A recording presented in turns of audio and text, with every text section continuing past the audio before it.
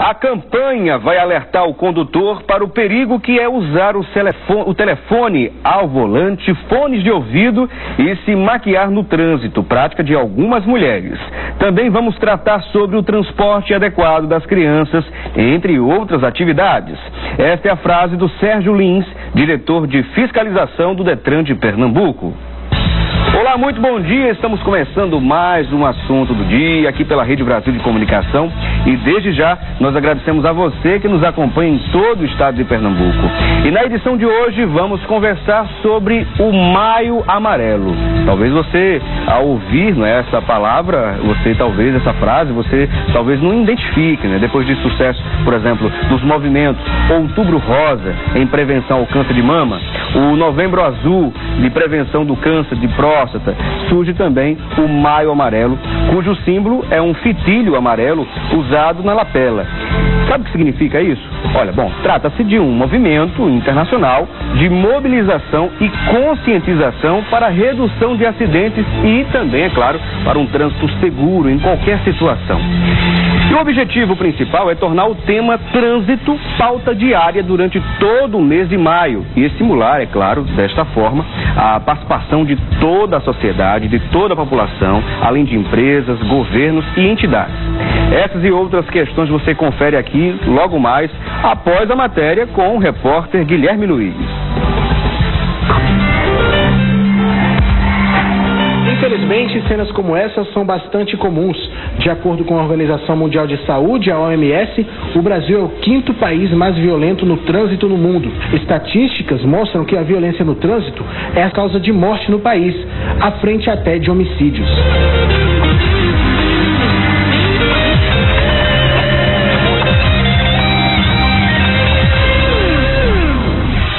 O mês de maio foi escolhido para uma campanha mundial. Um momento de chamar a atenção da sociedade para o alto índice de mortos e feridos no trânsito em todo o mundo. A campanha é chamada de Maio Amarelo.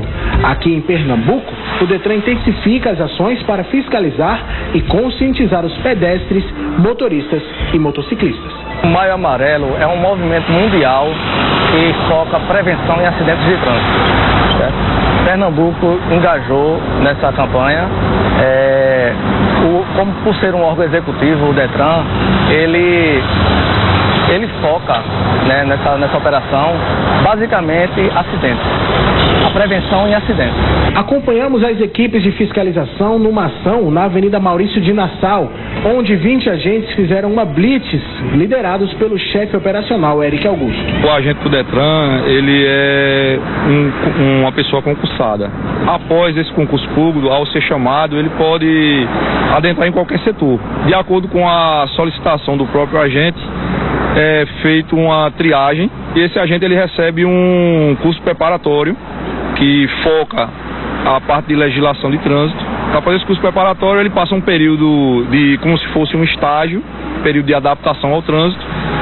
Se for confirmado que ele presta um bom serviço como fiscal de trânsito, então ele é portariado e efetivado como agente de fiscalização de trânsito do Detran de Pernambuco. O cuidado dos agentes não se resume apenas aos carros, mas também às motos. De acordo com um levantamento feito em 2012 pelo DPVAT, 74% das vítimas de acidentes são motociclistas. O Detran sempre ele vai priorizar motociclistas, porque infelizmente os acidentes de moto são os que levam mais traumas, os que realmente correspondem a um grande número de vitimados nos hospitais. Não só no Maio Amarelo, que a gente está focando em prevenção em acidentes de trânsito, mas uma operação carroça de 2 rodas que nós fazemos diurnamente com relação à prevenção em acidentes, especificamente com motocicletas. E sempre vale lembrar que o álcool não combina com o trânsito. Quando o motorista apresenta sinais notórios de embriaguez, de alguma forma a gente tenta deixar esse condutor no local. A gente pede apoio às autoridades policiais, se for o caso de agressividade. E a gente tenta ao máximo evitar que esse condutor ele adentre a via novamente e saia conduzindo. A gente recolhe a documentação. O Detran, né, por ser pioneiro nesse trabalho de prevenção a motoristas alcoolizados, né, a gente trabalhava numa operação de alcoolemia. Aí o novo padrão agora é da Lei Seca, né, que é em conjunto com a Polícia Militar e a Secretaria de Saúde, né, aí reforçou, mas a gente já vem trabalhando há muitos anos nesse tipo de operação e vem dando bons resultados.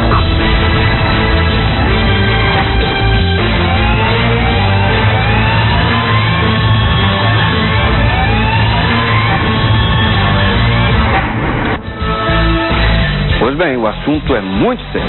Olha, uma carta convite já está sendo distribuída pelos organizadores do movimento desde o início deste mês aos representantes da sociedade organizada e, é claro, poder público, para uma ação coordenada de reflexão sobre um dos temas mais debatidos e que mais preocupa o país, as consequências e a redução dos acidentes de trânsito. E para conversar hoje sobre o tema, contamos com a presença em nossos estúdios do Iveson Correia, ele que é analista de trânsito do Detran de Pernambuco. Além dele, contamos com a presença do Dr. Paulo César Vidal, ele que é médico perito do Tribunal de Justiça, professor de traumatologia da Universidade Federal de Pernambuco. Bom, e você vai poder...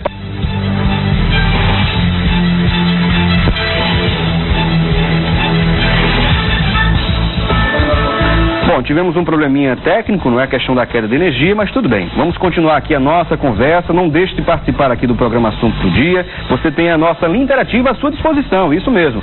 0 operadora 81-3424-1977. E você também tem as redes sociais à sua disposição, o Twitter, através do endereço @Assunto do Dia TV e, é claro, através da nossa fanpage lá no Facebook, Assunto do Dia. Simplesmente isso, mande sua mensagem, não deixe de participar. Nós queremos agradecer a presença aqui dos nossos convidados. Um bom dia para vocês, sejam muito bem-vindos. Bom dia, Felipe, é um prazer enorme estar aqui com você discutindo esse assunto tão motivante que são os acidentes de trânsito. E a gente sabe também, né, Ibson, seja bem-vindo, que é um momento especial a gente discutir essa questão, até porque existe uma campanha mundial que é o Maio, né, o Maio Amarelo, assim como existem outras campanhas, mas essa campanha em especial, até porque o Brasil está entre os 5 maiores, digamos, recordistas de mortes no trânsito. Bom dia, Felipe, bom dia, doutor Paulo, bom dia a você que me assiste em casa.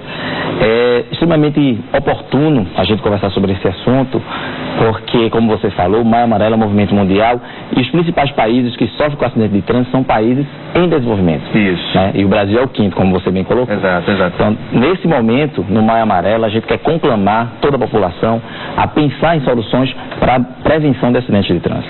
Hoje, segundo estimativas ou dados, o Brasil tem em torno de quantas mortes em cada 100 mil? 23 por cada 100 mil, né? Dados de 2010 mais ou menos. Só que esse número, ele existe algumas dúvidas com relação a ele. Por quê? Estatísticas oficiais dizem que morrem 42 mil pessoas por ano.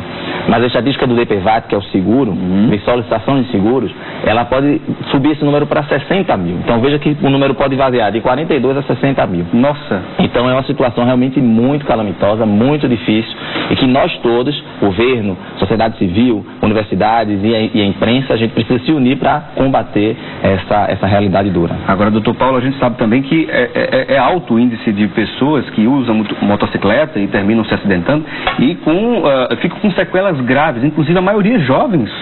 Claro, veja só, Felipe, como o Ibson falou, realmente esse dado de 23 pessoas por 100 mil habitantes, cidade de morte, é praticamente o dobro que existe nos países de desenvolvimento. E o perfil desses acidentados que vão a óbito são exatamente pessoas jovens, pessoas que estão na capacidade produtiva da vida e geralmente estão na sua atividade autônoma ou empregado em alguma empresa pública ou privada.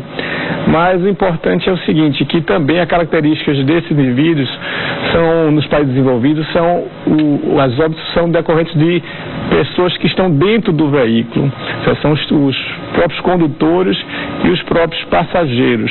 Já nos países em subdesenvolvidos ou em desenvolvimento, como é o caso do Brasil, o perfil é diferente, são aqueles que são ciclistas, são pedestres e são aqueles condutores de moto. Então isso denota a vulnerabilidade que existe nas duas características da população, tá certo? Então o estudo deve ser visto não de uma forma das lesões, mas também da causa que levou a essas lesões. Exato, né? exato. O crescimento econômico no nosso país, decorrentes novos planos econômicos aqui, principalmente na nossa região, faz com que a população invista mais em transportes pessoais, né? Por quê? Porque os transportes públicos, tanto da cidade como nas rodovias, é extremamente precário em comparação aos países desenvolvidos. Então, se a gente não combate essa cauda de melhoria dos transportes públicos, como por exemplo ferrovias, metrôs, né? Nosso investimento principal do governo é exatamente transporte rodoviário. Então, a perspectiva a longo prazo, eu não vejo, se não mudar esse perfil de investimento, nenhuma melhora, mas exatamente uma piora. Uma piora. E até a gente sabe também que é a questão da própria conscientização da população, das pessoas que utilizam veículos, né, que dirigem, enfim, com relação ao álcool. O álcool realmente não combina com direção. Há algumas pessoas que dizem, não, se bebe um pouco e se dirige, mas não é recomendável de maneira alguma. Álcool não combina com direção, não é isso, doutor Paulo César? A gente vê muita gente que vai pegar no volante, que toma uma dose de alguma bebida alcoólica e termina trazendo uma série de problemas para outras pessoas também, inclusive. Um grande avanço realmente na nossa legislação foi a lei conhecida como lei seca, né? O número, até o Wilson quer saber. É uma lei que a gente conhece como lei seca, mas na verdade ela não impede ninguém de beber, né? Só impede de beber e dirigir. Exato, né? exato. E é interessante esse assunto do álcool, porque quem bebe tem a capacidade de reação afetada, tem a capacidade de julgamento afetada, né? O doutor vai poder falar melhor. E tudo isso significa aumentar o risco de acidente de trânsito. Então modifica essa sensibilidade de observação, né? Esse senso de observação do condutor, né? O limite é praticamente zero que é permitido na legislação. Então, realmente, bebeu e consumiu qualquer quantidade de álcool, pode ser pego realmente numa blitz, né? Nossa conhecida, né? Então, é o seguinte, mas os dados também estatísticos demonstram uma redução em quase metade dos números de acidentes decorrentes de condutores alcoolizados. Então, claro que a fiscalização é eficiente, mas a cidade é muito grande, né? O estado também é grande, o Brasil é grande. Então, por mais que fiscalize, entendeu? Ainda é insuficiente, né? É insuficiente porque a relação acidente e morbidade está muito relacionada com o álcool. E foi um grande avanço realmente na lei. Vamos parabenizar o governo para essa lei, que realmente é um dado bastante importante. Nós temos aí algumas estatísticas, né? Inclusive o Iveson mesmo ele trouxe para a gente refletir de fato. No Brasil se tenta, né, através do plano, ou melhor, da Política Nacional de Trânsito, PNT, que visa até dezembro, tem uma meta estabelecida que até dezembro deste ano, 2014, é de reduzir em 50% o número de acidentes, ou melhor, de mortes no trânsito, né? Enfim, e a gente teria uma estimativa de 11 mortes para cada 100 mil. Será que a gente está longe de acontecer isso? Quais são os planos, as ações que talvez tenham dado certo, que devam continuar? O que é que precisa melhorar, Iveson? Bom, que estamos longe, esse é um fato, né? A gente realmente vai ser difícil conseguir alcançar a meta de 11 para cada 100 mil habitantes. Ainda mais porque tem a Copa do Mundo, né? Temos Copa do Mundo, a questão cultural do brasileiro beber, dirigir. Perfeito. E como o doutor falou, a lei seca, ela deu uma grande contribuição, mas a lei seca, ela passou por um momento de queda no índice de acidente, e aí quando a justiça começou a não cobrar daqueles que causaram um acidente, que estavam bêbados ou sob efeito de álcool, começou a não cobrar a culpa, né, começou a não prender, o que aconteceu? As estatísticas começaram a dar uma leve retomada nos acidentes alcoolizados. O que é que tem dado certo? A fiscalização, a blitz da lei seca aqui em Pernambuco tem dado muito certo, a gente tem conseguido reduzir, como o doutor falou. As nossas ações de educação de trânsito, nós temos lá uma vasta área no DETRAN que trabalha com isso, a gente trabalha com a formação do professor, a gente trabalha com a sociedade especificamente dando cursos de pilotagem, por exemplo, para motociclistas, pilotagem defensiva. Nós trabalhamos com as entidades credenciadas, a formação, o CFC, com o sistema S que forma o instrutor. Lá no Detran nós temos um trabalho grande com relação à educação também. Então isso tem dado certo.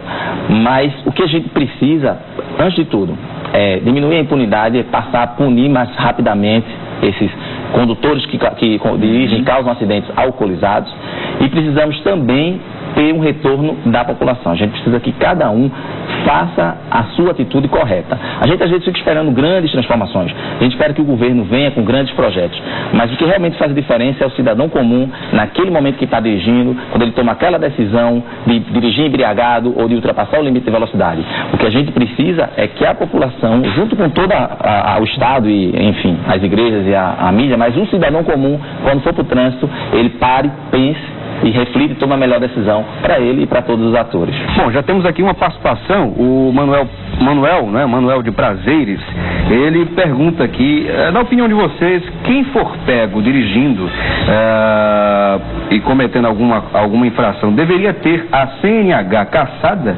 Aqui a participação do Manuel Prazeres, talvez seja a dúvida de muita gente, inclusive, Iveson. O que é que a gente poderia trazer aqui de informação para o Manuel? Bom, primeiro agradecer a participação do Manuel e de todos que estão em casa, e segundo dizer que dependendo da infração, a gente já tem esse expediente que é a cassação, né? A gente tem primeiro a tomada da habilitação e inclusive podendo chegar à cassação. Por exemplo, a alcoolemia, por exemplo, pode dar a cassação. Ou seja, a pessoa que conduz o veículo sob efeito de bebida alcoólica. Isso. Ela pode realmente ter a CNH cassada. Veja bem, Manuel, não é a gravidade da punição que impede o delito, mas a certeza da punição. Ou seja, a gente sabe que a gente vive num país, não é, que a população já está um pouco saturada, vou colocar assim, até porque a gente representa aqui a população quando a gente lê as informações pelas redes sociais, as opiniões das pessoas, a gente começa a entender mais um pouco, até porque somos cidadãos, né? Cada um de nós. Então a gente sabe que a certeza da impunidade é um dos fatores, talvez, para a repetição desse crime, desse delito. Então é preciso que as legislações que já existem sejam cumpridas e haja mais punição que aconteça de fato, né, de acordo com uma lei estabelece. Mas, Iveson, o que a gente ainda poderia complementar para o Manuel? Poderíamos dizer mais o quê? Primeiro, essa questão da certeza da punição, e aí nós que estamos do Detran, agora no mês de maio, fizemos uma série de blitz educativa, como a chamada falou, e já abordamos nos primeiros 15 dias mais de quase 20 mil veículos, né? Então são números aí interessantes. Então, Manuel, a certeza da punição é que vai fazer com que a pessoa não cometa o delito. Nós temos vários tipos de delitos. Nós temos delitos que são mais leves e infrações que são mais graves. E a punição ela precisa ser de acordo com a infração. Então é claro que há infrações, por exemplo, como dirigir falando ao celular, que hoje é a infração média, que eu particularmente acho que deveria ser grave. Inclusive existe um projeto de lei tentando transformar ela em grave ou gravíssima, né? Mas o importante é que a gente tenha essa preocupação que você tem, que é a infração de trânsito, ela é intolerável, qualquer que seja a sua gravidade. Eu estou aqui, neste momento, na fanpage do Maio Amarelo, Atenção pela Vida. A fanpage do Maio Amarelo é o facebook.com/Maio Amarelo. Se as pessoas quiserem visitar, podem ficar à vontade. Olha só, Maio Amarelo, Atenção pela Vida. E aqui, numa das postagens da fanpage, temos aqui uma campanha alertando as pessoas com relação à posição do Brasil, isso segundo um relatório, né, da OMS em 2013, ou seja, um pouco mais recente, destacando o Brasil como o 5º maior país recordista em mortes no trânsito. Então, a gente vê aqui um alerta importantíssimo que vale a pena, por isso que vale a pena a gente debater sobre esse assunto. Agora eu queria trazer alguns outros pontos. Qual o principal fator, ou os principais fatores que a gente poderia destacar, doutor Paulo César, na sua visão, com relação a melhorar a qualidade do trânsito, a melhorar também a conscientização das pessoas? Será que hoje o principal ponto a ser discutido quando se fala de trânsito é mobilidade urbana? Tem tudo a ver também com esse alto índice de mortes, de acidentes? Não, veja só, no meu entender, minha visão pessoal, é que o Brasil pegou o caminho errado do investimento no trânsito, no investimento em rodovias em investimento em transporte urbano sobre rodas.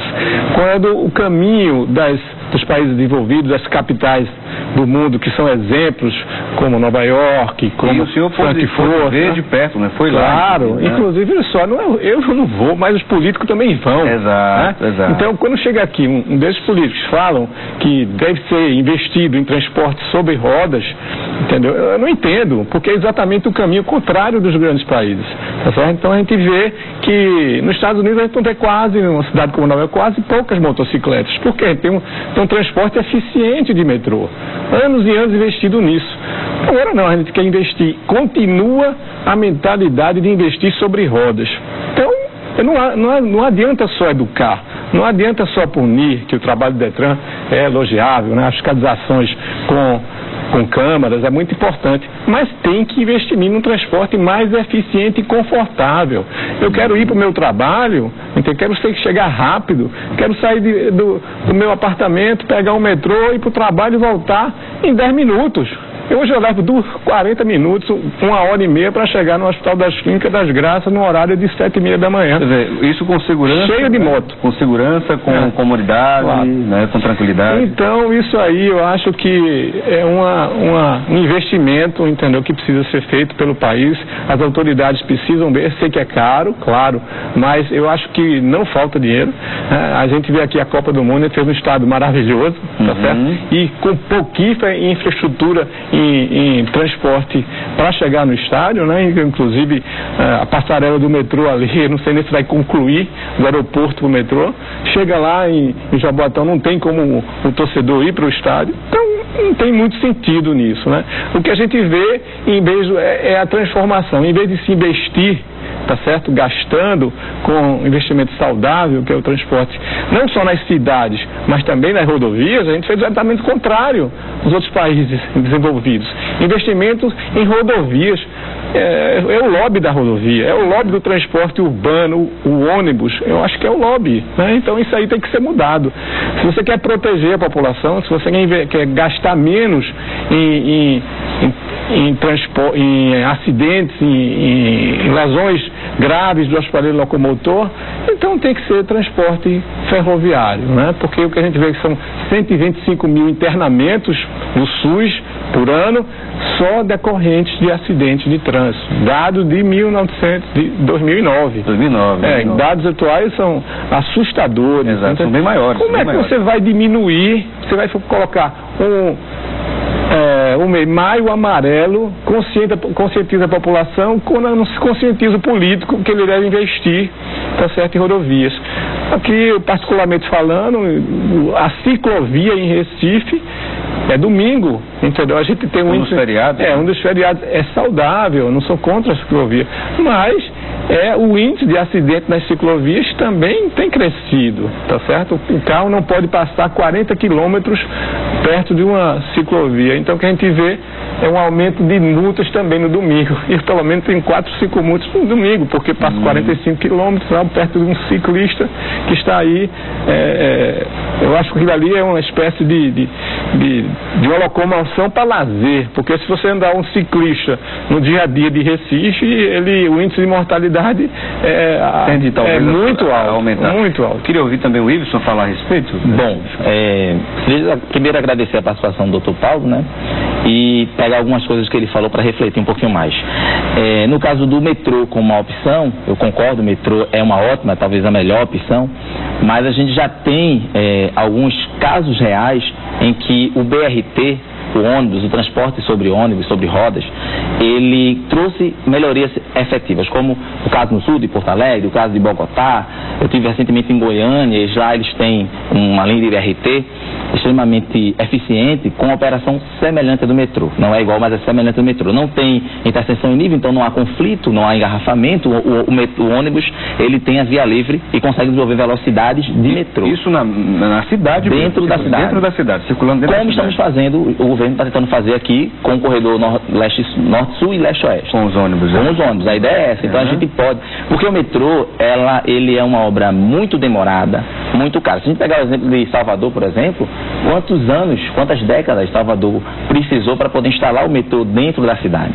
E o BRT é uma solução mais rápida, mais barata e que consegue certa eficiência. É claro que os projetos todos que são executados no Brasil, eles geralmente precisam de ajustes, e a população sente isso, como foi o caso da operação para a Copa, como o senhor bem citou aqui. Mas a nossa cidade, ela não está preparada para o metrô. Né? Paris, como a gente vinha conversando, começou no século XIX a instalar o metrô.